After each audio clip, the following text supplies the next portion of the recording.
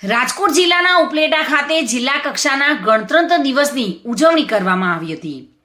કૃષિમંત્રી રાઘવજી પટેલની ઉપસ્થિતિમાં ધ્વજવંદન કરી અને ગણતંત્ર દિવસની ઉજવણી થઈ રહી હતી. તે સમયે જ આ કાર્યક્રમના વચ્ચે પરેડ ગ્રાઉન્ડમાં શ્વાન ઘૂસી ગયા હતા અને પોલીસ પરેડ ગ્રાઉન્ડમાં શ્વાન ઘૂસી જતા જ લોકોમાં હસીનો માહોલ સર્જાયો હતો. ગ્રાઉન્ડમાં ઉભેલા શ્વાનોનો વિડીયો સોશિયલ મીડિયામાં વાયરલ થયો હતો. સ્થાનિક પોલીસ દ્વારા શ્વાનને ગ્રાઉન્ડની બહાર કાઢવામાં આવ્યા હતા.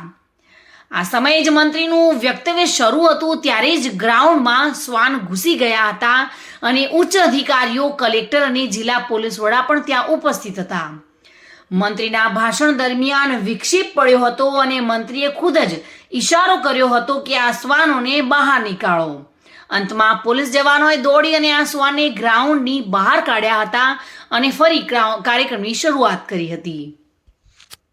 વિમલ સોંદરવા સાથે bureau report, today Gujarati news.